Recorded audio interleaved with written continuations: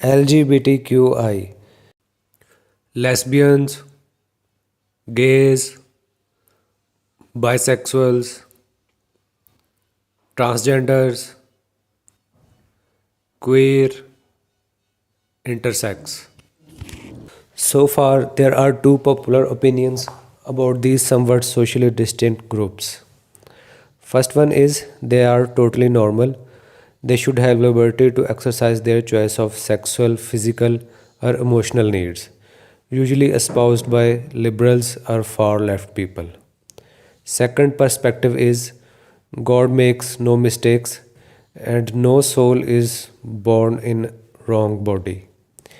Being gay, lesbian, or bisexual is a deliberate choice people either make or unconsciously make due to some psychological disease or mental disorder. But in between these two, there is an unpopular third perspective. Before going into details of this third perspective, let's briefly explain these two popular perspectives so that we can understand how it differs from these two. Up till 1992, World Health Organization WHO recognized homosexuality as mental disorder or DSM, Diagnostic and Statistical Manual of Mental Disorders. WHO only removed homosexuality from its International Classification of Diseases ICD with the publication of ICD-10 in 1992. Although ICD-10 still carried the construct of ego-dystonic sexual orientation. Likewise, American Psychiatric Association APA also recognized homosexuality as disorder up till 1970s, and Stonewall riots emerged in reaction of that. Initially, societies around globe were conservative at large, and homosexuals were considered suffering from mental disorders, and they were undergoing conversion or reparative therapies to become straight to fit in society. Joseph Nicolosi, American clinical psychologist and president of National Association for Research and Therapy of Homosexuality, North, wrote books like Reparative Therapy of Male Sexuality, plus some other books on same topic. Likewise, Mario Bergener wrote a book named Setting Love in Order, in which he claims that he has transformed from homosexual to heterosexual through prayers. But as society is liberated, people became too obsessed with freedom, liberty, a right to choose own sexual orientation or body type. From 2013, protests were raised in Spain over the sale of three books of Nicolas, which titled I Want to Stop Being Gay, How to Prevent Homosexuality, and Gender Confusion in Childhood. On July 2nd, 2019, leading online book retailer Amazon removed several of Nicholas's books from catalog. Gender change surgeries became common under the guise of soul born in wrong body. But since there is no end to this liberty or freedom, people started surgeries to become animals under same maxim of I am a dog born in human body.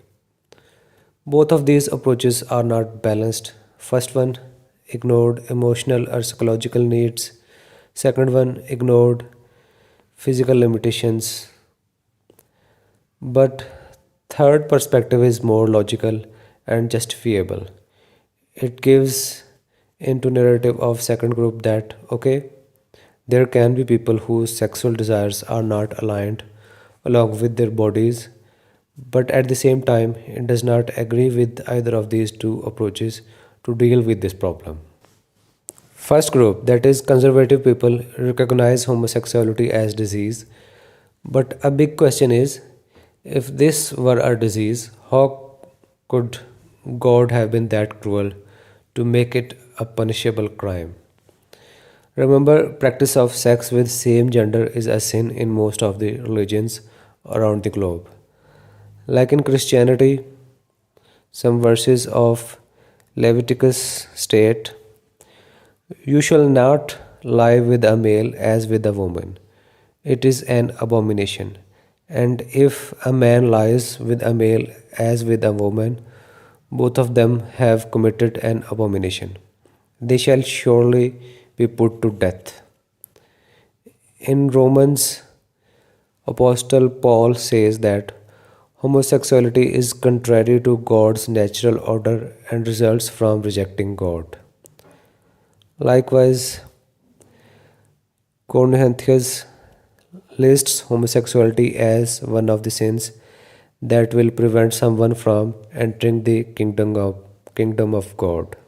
Similarly, in Jude, just as Sodom and Gomorrah and the surrounding cities, which likewise indulged in sexual immorality and pursued unnatural desires, serve as an example by undergoing a punishment of eternal fire. Genesis states, "Therefore a man shall leave his father and his mother and hold fast to his wife, and they shall become one flesh." Similarly, Islam also prohibits this practice of homosexuality. Quran describes the destruction of people of Lut due to their engagement in homosexual acts, which are described as immoral and unprecedented. A verse states, "And we had sent Lot when he said to his people, 'Do you commit such immorality as no one has preceded you with from among the worlds? Indeed, you approach men with desire instead of women. Rather, you are a transgressing people.' But the answer of his people was only that they said, 'Evict from your city. Indeed, they are men who keep themselves pure.' So we saved him and his family except for his wife.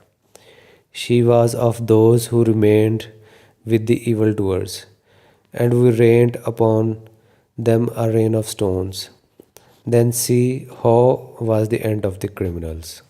In another verse of Quran, "Do you approach males among the worlds and leave what your Lord has created for you as mates? But you are a people transgressing." Similarly, in Surah Namal, God states, "Do you approach men with desire instead of women? Rather, you are a people behaving ignorantly." So, first group does not satisfy the question. If it's a mental disorder, then how it is a crime? This is same to say as in many countries, including United States, a person with schizophrenia who commits murder may be found not guilty but reason of insanity, NGRI, or guilty but mentally ill, GBMI, and they may be sent to hospital instead of prison. Coming towards second group deems it as normal, but this too leaves too many questions like, what about the process of procreation or furthering of humans as race?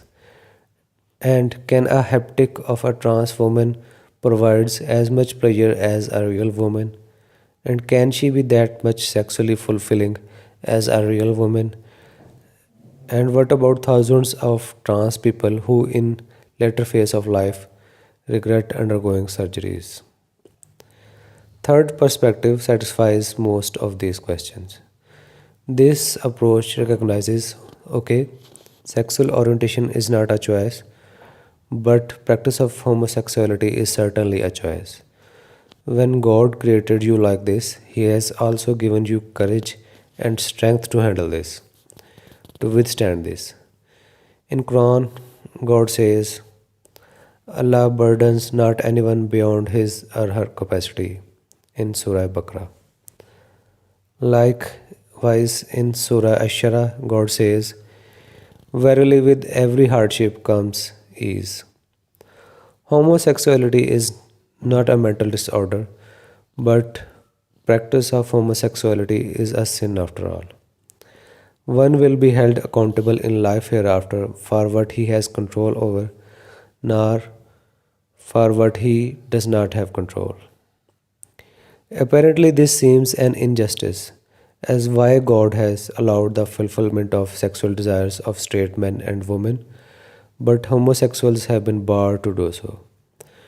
But we have to trust God's wisdom. God made this world on the principle of judgment and trial, not on the principle of justice. Principle of justice will begin after resurrection. All of us are being tested in this world, that who among us chooses righteous path and who submits to his worldly desires. If homo people are being tested through sexual desires, who knows straight people are being tested through other ways, like some may have an uncontrollable desire of money, some may have an extreme level of anger, etc. And whosoever is controlling his desires will be rewarded and balanced in life hereafter for whatever injustices he has faced in this world. Because no matter what, this world is incapable of doing justice to everybody. What about a person born crippled? What about infants died in natural disasters? What about kids born with diseases? All of these injustices will be served in life after death. Well, all of these opinions are based on pseudoscience. That means there is no conclusive or concrete evidence in favor of either.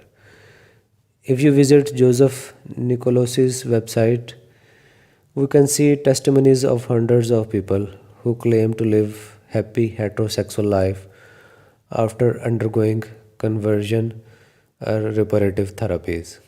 Likewise, there are also hundreds of testimonies of people after undergoing gender affirmation surgeries who claim they are also living happy life.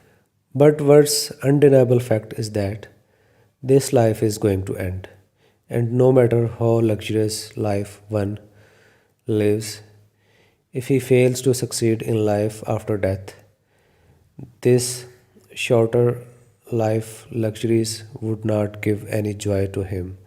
And no matter how hard someone is living, if he is able to succeed in life after death, he will forget every hardship and trial he has faced in this world.